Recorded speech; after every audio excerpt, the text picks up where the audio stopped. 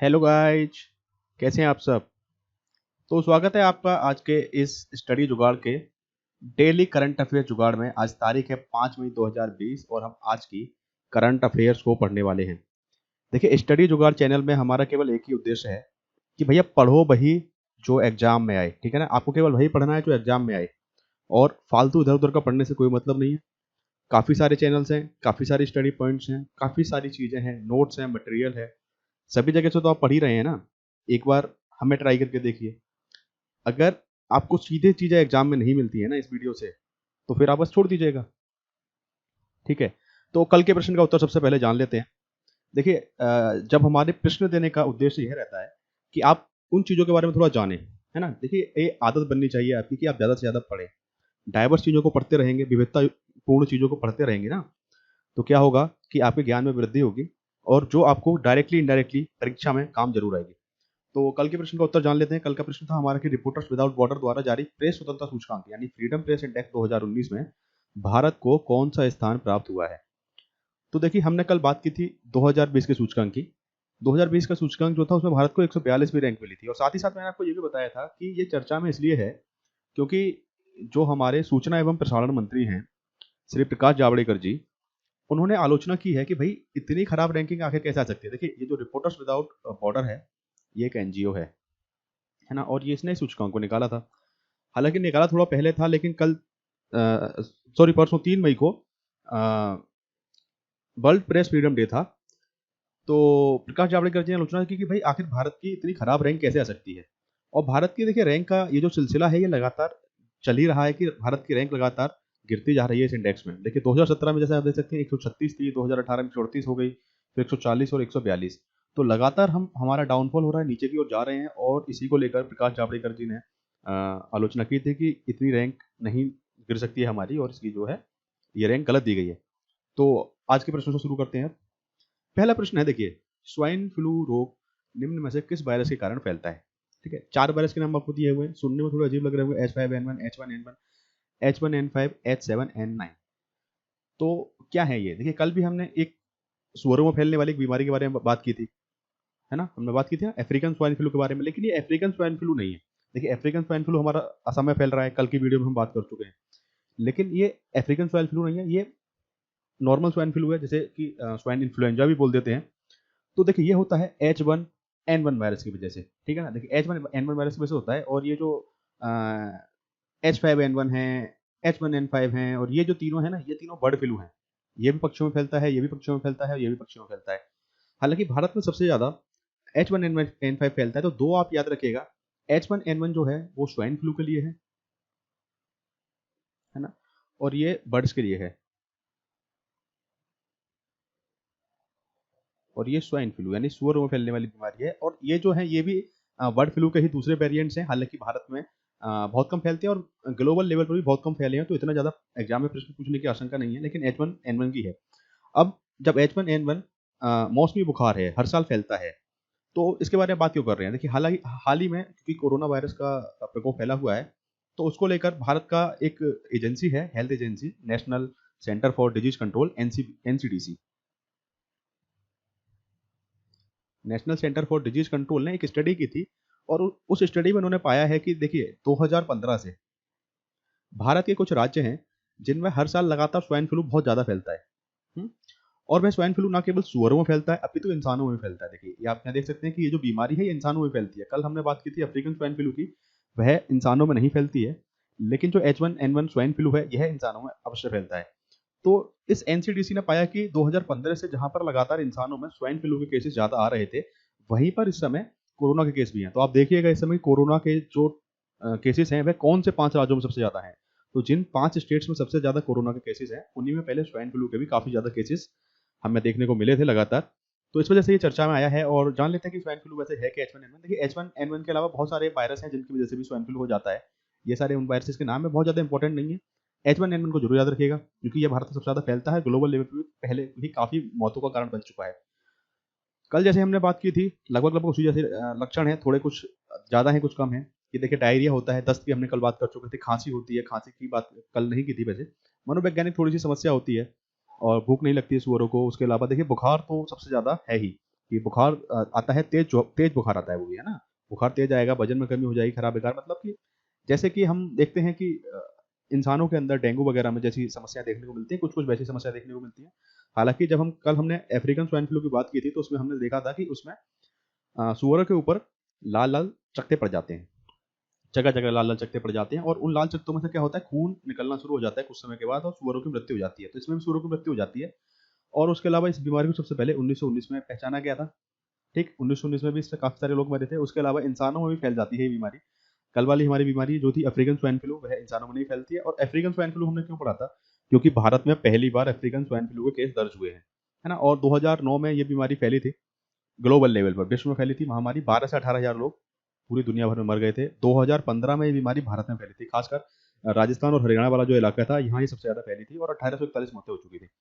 अब देखिए, बात करते हैं कि भाई सुअरों के बारे में हम इतनी चिंता क्यों कर रहे हैं आखिरकार। कल भी सुअरों की बीमारी पर बात की, आज भी बात कर रहे हैं, तो उसकी दो वजह हैं। एक तो ये न्यूज जो बनी हुई है, उसके अलावा देखिए एक तो इन बीमारियों को मनुष्य में फैलने का भी खतरा है ना। तो एक हम कोरोना के प्रकोप से पहले ही गुजर रहे हैं, तो अगर दूसरी बीमारी भी हमारे सामने आ जाती है, तो एक बहुत चुनौतीपूर्ण समस्या खड़ी हो जाएगी। और फिर उसके अलावा देखिए, सुअरों का पालन भी किया जाता है। बहुत सारे फार्मर्स हैं जो सुअर पालन करते हैं, ठीक है। मांस के लिए सुअरों का खासकर पालन किया जाता है, और उनके मांस को खासकर एक्सपोर्ट किया जाता है। पोर्क इंडस्ट्री अब बहुत ज़्यादा विकसित है कनाडा और अमेरिका और यूरोपियन देशों में, तो वहाँ हम अपने मांस को एक्सपोर्ट करते हैं। तो अगर सुअरों की मौत होती है, तो कहीं ना कहीं हमें इकोनॉमिक भी नुकसान होगा, और साथ साथ अगर बीमारी ह्यूमंस में फैल जाती है, मानवों में फैल जाती है, तो हम स्वास्थ्य की समस्या से भी सामने उसका स्वास्थ्य की समस्याओं का भी सामना करने को मजबूर हो जाएंगे। अगले प्रश्न में बात करते हैं। देखिए, अभी एक भारतीय राज्य है, किस राज्य ने शराब पर 70% स्पेशल कोरोना फीस लगाने का फैसला किया है। तो देखिए, एक स्टेट है जिसने कहा है कि भाई जो शराब को लेकर जो एमआरपी है, अगले पेज पर देखते हैं। देखिए, दिल्ली है, दिल्ली ने ये घोषणा की है कि भाई शराब के ऊपर हम 70% स्पेशल कोरोना फीस लगाएंगे, और ये जो कोरोना फीस होगी, ये एमआरपी के ऊपर लगेगी। तो एमआरपी के ऊपर एक्स्ट्रा 70% ये चार्ज लेंगे। और कल हमने बात कर चुके थे कि भाई आंध्र प्रदेश ने भी एक फैसला दिया है कि जो वह 25% महंगा बेचेंगे। तो 25% के बाद ये दिल्ली का नया फैसला है, लेकिन दिल्ली ने फीस लगाई है और आंध्र प्रदेश ने 25% महंगा बेचने की बात की थी। उसके अलावा देखिए, अब थोड़ी दिल्ली के बारे में बात कर लेते हैं।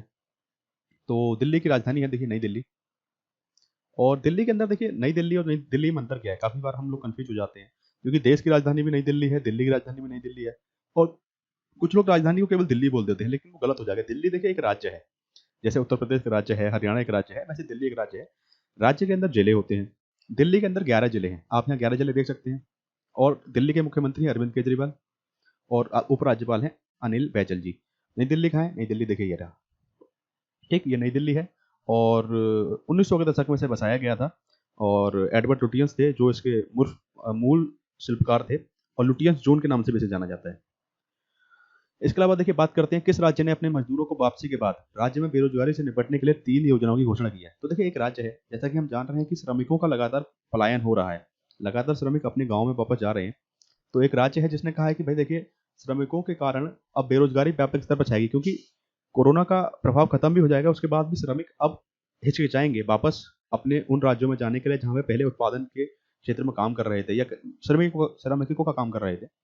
उसकी वजह है, तो उस वजह से राज्यों में बेरोजगारी बढ़ सकती है। तो झारखंड राज्य ने ये फैसला किया है कि भाई झारखंड राज्य ने 3 स्कीम्स लॉन्च की हैं ताकि बेरोजगारी से निपटा जा सके, और ये विशेषकर ग्रामीण बेरोजगारी से निपटने के लिए है, क्योंकि मूलतः ज्यादातर जो श्रमिक हैं वे गांव से आते हैं। तो ये 3 योजनाएं देख लेते हैं कौन कौन सी। सबसे पहली योजना है बिरसा हरित ग्राम योजना।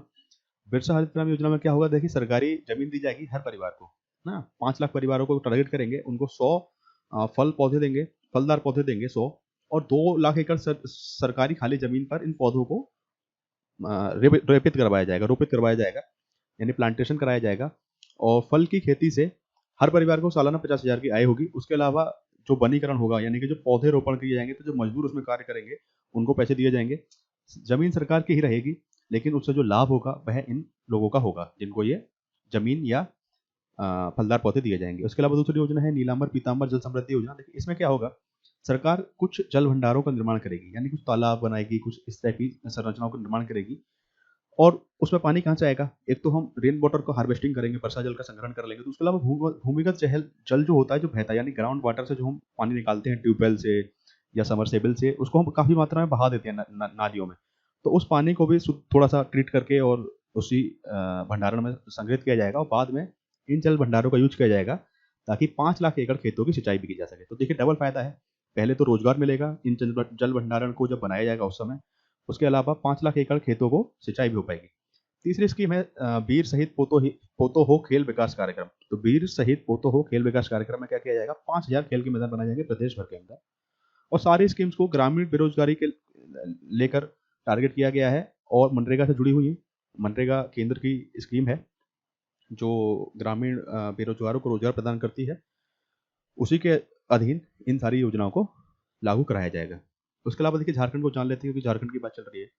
राजधानी है रांची, मुख्यमंत्री हैं हेमंत सोरेन, राज्यपाल हैं द्रौपदी मुर्मू जी।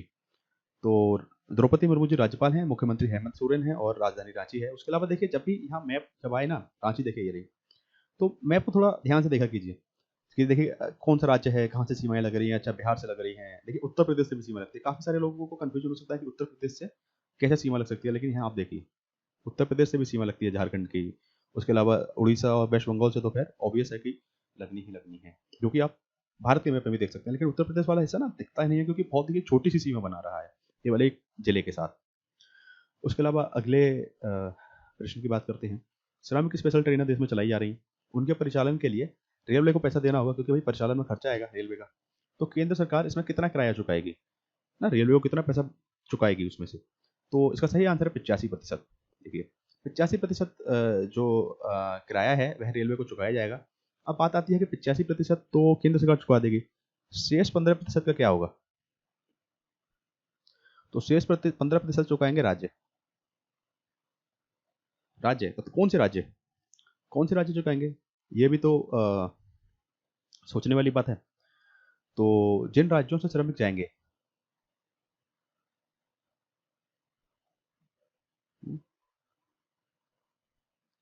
श्रमिकों को भेजने वाले राज्य, यानी कि जिन राज्यों से श्रमिकों को वापस भेजा जा रहा है,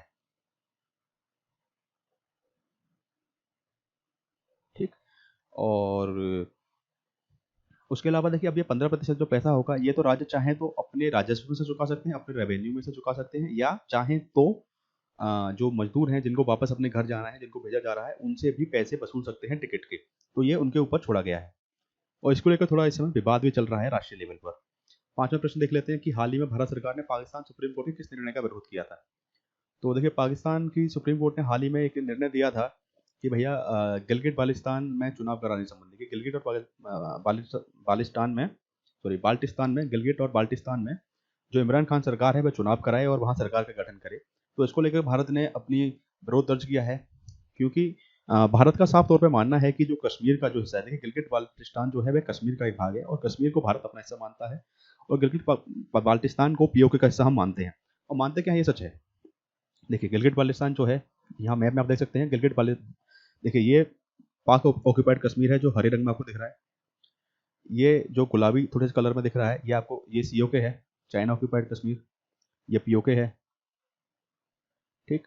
ये वाला जो कश्मीर का हिस्सा है ये पाकिस्तान ऑक्यूपाइड था, लेकिन पाकिस्तान ने ये चाइना को दे दिया। और ये जो अक्साई चीन वाला हिस्सा है जिसको ये सीओके कहते हैं, अक्साई चीन कहते हैं, ये चाइना ने 1962 के युद्ध में जीता था, यह हमसे छीन लिया था। और ये जो पीओके है, पीओके तो पाकिस्तान ने 1947 में ही इसको छीन लिया था कबीलाई के रूप में आक्रमण करके छुप कर। अब देखिए इसको इन्होंने दो हिस्सों में बांट दिया है लगभग इस जगह से। तो इस वाले हिस्से को ये लोग बोलते हैं आज़ाद कश्मीर, हम इसको गुलाम कश्मीर भी कहते हैं और इसकी राजधानी है मुजफ्फराबाद। और इसको ये बोलते हैं गिलगिट बाल्टिस्तान और ये है इसकी राजधानी गिलगिट, ठीक। तो ये यहाँ दोनों चीज़ें लिखी हुई हैं। उसके अलावा देखिए ये तो थोड़ा पुराना मैप था क्योंकि इसमें जो भारत का जो क्षेत्र है, जो भारत के पास इस समय जिस पे भारत का प्रशासनिक कब्जा है, तो वह अभी यहाँ एक राज्य के तौर पर दिखाया गया है, लेकिन वास्तविकता में वह 2 राज्यों में बँट चुका है। तो वो कैसे बँटा है उसको हम देखते हैं। देखिए ये 2-3 इसके हिस्से कर दिए हैं। तो ये तो देखिए पीओके हो गया जिसके बारे में हम भी बात कर चुके हैं। ये एक पहली, इसको केंद्र शासित प्रदेश बनाया गया है। पहले जम्मू कश्मीर एक राज्य था, अब इनको 2 केंद्र शासित प्रदेश बना दिया गया। पहला केंद्र शासित प्रदेश है जम्मू एवं कश्मीर, दूसरा केंद्र शासित प्रदेश है लद्दाख। ये चाइना ऑक्यूपाइड कश्मीर हो गया। ये यहाँ पे सियाचिन वैली है, सियाचिन ग्लेशियर है, सॉरी। तो ये जो सियाचिन ग्लेशियर है इस पर इस समय भारत का कब्जा है और ये बहुत ही स्ट्रेटेजिक लोकेशन है। और ये सक्षम वैली जिसको हम देख चुके हैं कि चाइना के कब्जे में है। उसके अलावा देखिए अगला प्रश्न है, किसके द्वारा यूवी डिसइंफेक्टेंट टावर का यानी यूवी ब्लास्टर का विकास किया गया है? तो देखिए ये संस्था है डीआरडीओ, यानी कि defence research and development organization. बाकी की फुल फॉर्म्स क्या हैं? इसरो की है इंडियन स्पेस रिसर्च ऑर्गेनाइजेशन, बाकी है भाभा एटॉमिक रिसर्च सेंटर, और आईसीएआर यानी कि Indian council of agriculture research. तो डीआरडीओ ने इस यूवी ब्लास्टर को बनाया है। अब ये यूवी ब्लास्टर क्या करेगा? देखिए जैसे कि नाम से पता चल रहा है यूवी डिसइंफेक्टेंट है, यानी कि ये डिसइंफेक्शन का काम करता है। यानी कि देखिए जब हमें किसी जगह पर जब वायरस का या जीवाणु के होने का जब खतरा होता है, तो हम उस जगह को सैनिटाइज करते हैं या डिसइंफेक्ट करते हैं। तो वो डिसइंफेक्ट के लिए हम काफ़ी सारे केमिकल्स का यूज करते हैं, लेकिन कुछ जगह ऐसी होती है जहाँ केमिकल्स का यूज नहीं किया जा सकता। जैसे कि मानिए आप कंप्यूटर की स्क्रीन, आपका मोबाइल, अगर केमिकल का यूज करेंगे तो खतरा हो सकता है कि पानी से डैमेज हो जाएगा या लिक्विड से डैमेज हो जाएगा उन चीज़ों को। तो वहाँ पर हम इस ब्लास्टर का यूज कर सकते हैं। ये ब्लास्टर कैसे काम करेगा? देखिए जो बहुत सारी ट्यूबलाइट्स है ना, ये यूवी की हैं, अल्ट्रा वायलेट रेज हैं।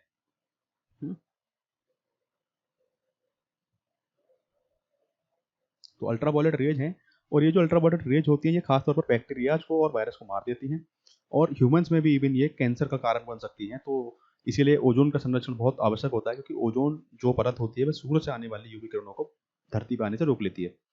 तो इसका हम यूज करेंगे और उन जगहों पर जहाँ केमिकल का उपयोग हम नहीं कर सकते हैं, और डिसइंफेक्टेंट के रूप में या फिर सैनिटाइजेशन के लिए। तो डीआरडीओ के बारे में जान लेते हैं। डीआरडीओ क्या है? देखिए 1958 में गठन हुआ था, मुख्यालय नई दिल्ली में है, रक्षा मंत्रालय यानी कि मिनिस्ट्री ऑफ डिफेंस के अंतर्गत आता है, उसके अधीन है। क्या काम करता है? सेना के लिए अनुसंधान एवं विकास का कार्य करता है। सेना के लिए जो, जैसे देखिए सेना के लिए जो हथियार होते हैं उनको बनाया तो जाता है ऑर्डिनेंस फैक्ट्रीज में।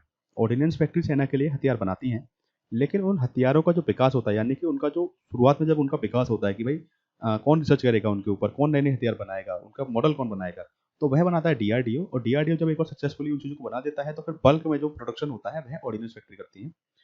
फिर उसके अलावा देश में इसकी 52 लैब्स हैं, 5000 प्लस वैज्ञानिक हैं, और मोटो है इसका बलस्य मूलम विज्ञानम, यानी कि विज्ञान का जो मूल है वह बल में यानी शक्ति में होता है। Science origin is in sorry strength origin is in science, यानी कि सॉरी बल का जो मूल होता है वह विज्ञान में होता है। और रक्षा मंत्रालय के अधीन है, हमारे रक्षा मंत्री जी हैं, कौन है बताइए आप? राजनाथ सिंह जी। तो राजनाथ सिंह हमारे वर्तमान रक्षा मंत्री हैं। इसके अलावा हाल ही में प्रधानमंत्री मोदी द्वारा किस संगठन की ऑनलाइन मीटिंग में भाग लिया गया? तो देखिए 4 संगठन का नाम है, G20 है, गुट निरपेक्ष आंदोलन है, सार्क है और ब्रिक्स है। तो देखिए गुट निरपेक्ष आंदोलन इसका सही उत्तर है। तो गुट निरपेक्ष आंदोलन के बारे में जान लेते हैं क्या है। देखिए गुट निरपेक्ष आंदोलन जो है इसका वैसे तो देखिए 1950 के दशक में ही ये एक गठन हो चुका था, 1950 में ही, है ना? और भारत के जो प्रधानमंत्री थे नेहरू जी, उन्होंने इसके गठन में बहुत ज़्यादा भागीदारी निभाई थी। लेकिन इसको एक संगठन के रूप में यानी कि एक संस्था के रूप में ना, इसका जो गठन हुआ है वो 1961 में हुआ है, बेलाग्रेड सर्बिया में, हेडक्वार्टर है जकार्ता इंडोनेशिया में, सदस्य है 120 सदस्य देश हैं वर्तमान में। तो जानते हैं कि इसका गठन क्यों हुआ था? देखिए वर्ल्ड वॉर टू जब हुआ था, हम्म, तो वर्ल्ड वॉर टू के बाद की दुनिया थी, द्वितीय विश्व युद्ध के बाद क्या हुआ था कि दो पावर सेंटर बन गए थे दुनिया में। एक पावर सेंटर था ये चाइना, यूएसए, ठीक, और एक यहाँ का पावर सेंटर यानी रूस, और रूस के आसपास के कुछ देशों ने मिलकर एक संघ देश बना लिया था जिसको उन्होंने नाम दिया था यूएसएसआर। 15 देश है ना?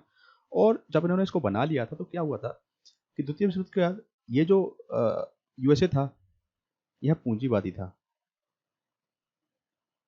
ठीक है, और ये जो यूएसएसआर था ये समाजवादी था। आर्थिक दृष्टिकोण से हम बात कर रहे हैं। तो इन दोनों के अंदर एक रेस छिड़ गई थी कि दोनों दुनिया के बाकी देशों को अपने अपने प्रभाव में लेना चाहते थे। तो खासकर यूएसएसआर का प्रभाव जो था वह वेस्टर्न सॉरी यूएसए का जो प्रभाव था वह पश्चिम की ओर था। जैसे दुनिया को अगर हम ऐसे बांटे तो ये जो पश्चिम यूरोप होगा यहाँ इसका प्रभाव था, और पूर्वी यूरोप में इसका प्रभाव था। ये दुनिया के सभी देशों में अपना प्रभाव डालने की कोशिश कर रहे थे। इसी कारण से कोरिया के 2 टुकड़े हुए थे, वियतनाम के टुकड़े हुए थे, हालांकि एक हो गए, जर्मनी के 2 टुकड़े हुए थे, वह एक हो गए थे बाद में। तो ऐसे ही इन्होंने यहाँ भारत के प्रायद्वीप में भी अपना हस्तक्षेप करने की कोशिश की। पाकिस्तान जो था वह यूएसए के साथ जाकर मिल गया। भारत का थोड़ा सा झुकाव था यूएसएसआर की तरफ, लेकिन भारत ने किसी के भी साथ ना जाने के लिए निर्णय लिया था, और इसी को हमने कहा है नॉन एलाइनमेंट मूवमेंट, यानी कि गुट निरपेक्ष आंदोलन, यानी कि हम किसी भी गुट में शामिल नहीं होंगे। ठीक, तो 2 गुट हैं, एक यूएसए का गुट है, एक यूएसएसआर का गुट है। हम किसी में भी शामिल नहीं होंगे, तो हमारा हो गया नाम, यानी कि नॉन अलाइंग मूवमेंट, यानी कि गुट निरपेक्ष आंदोलन। तो भारत के साथ में बहुत सारे देश इसमें आगे जुड़े हैं। और जैसे शुरुआत तो की थी भारत, इजिप्ट और कुछ यहाँ के देश थे, इंडोनेशिया वगैरह, इन्होंने इसकी शुरुआत की थी। फिर बाद में बहुत सारे देश जुड़ते चले गए और आज 120 से ज़्यादा सदस्य हैं। हालांकि अब कोल्ड वॉर खत्म हो चुके हैं, शीत युद्ध खत्म हो चुका है, तो उसका महत्व भी बहुत अधिक नहीं है। हाँ, तो अगला प्रश्न देखते हैं कि किस देश में कोविड-19 के दौरान अफ्रीकन्स के साथ हो रहे नस्लवादी व्यवहार के विरुद्ध अभियान प्रारंभ किया गया है। तो देखिए, ये देश है चीन। खासकर चीन का जो ग्वांगडोंग प्रांत है। देखिए, ग्वांगडोंग प्रांत क्या है, ये थोड़े दक्षिणी चाइना में पड़ता है, दक्षिणी चीन में पड़ता है। इसके अंदर देखिए क्या किया जा रहा है कि जो अफ्रीकन्स हैं उनके ऊपर आरोप लग रहे हैं कि ये कोरोना फैला रहे हैं। क्या है इनके ऊपर?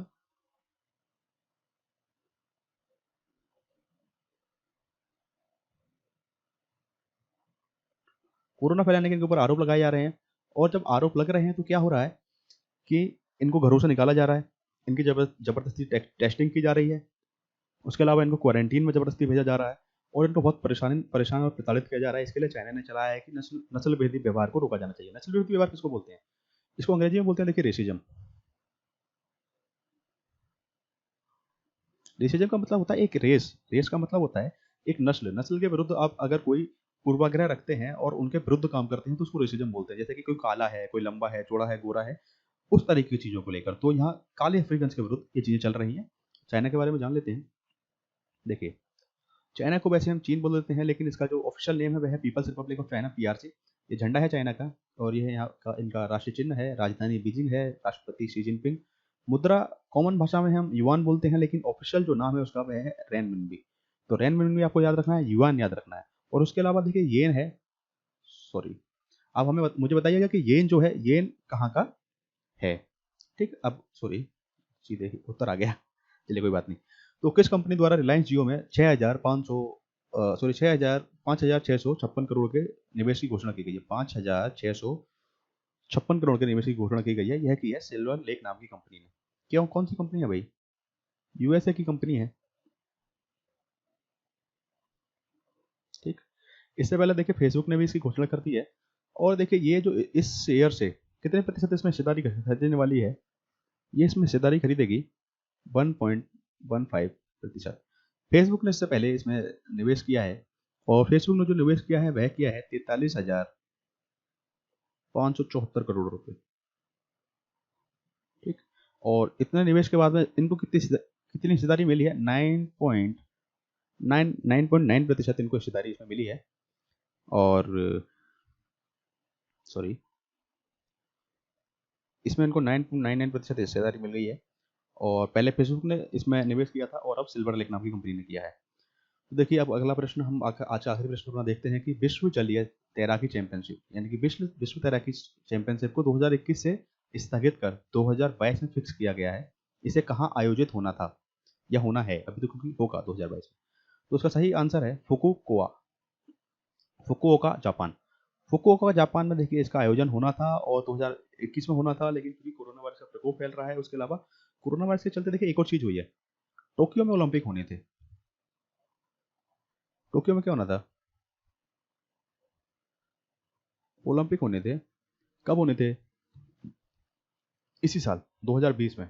लेकिन इनको 2020 से बढ़ाकर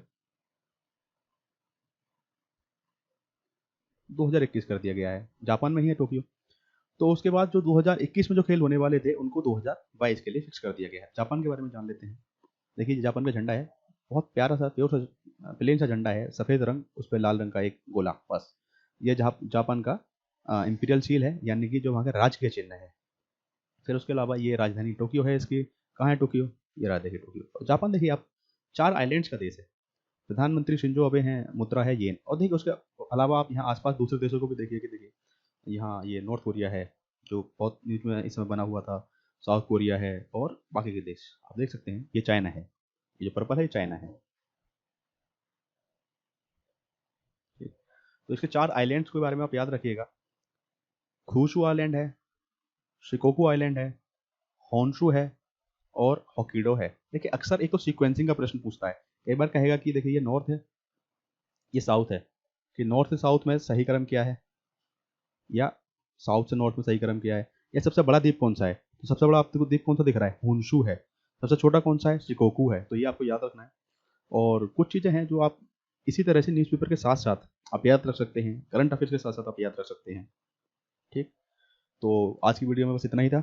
अभी एक प्रश्न बाकी है जो हम इसके बाद देंगे, और अगर आपको वीडियो अच्छी लगी है तो चैनल को सब्सक्राइब कीजिए ऐसी ही वीडियो पाने के रहने के लिए, और बेल आइकन दबा दीजिएगा, और फेसबुक पेज को लाइक कीजिए ताकि आपको आगे की अपडेट्स मिलती रहें। टेलीग्राम ग्रुप पे आपको आपकी पीडीएफ मिल जाएगी, और उसके अलावा आप पीडीएफ के लिए लिंक भी देख सकते हैं।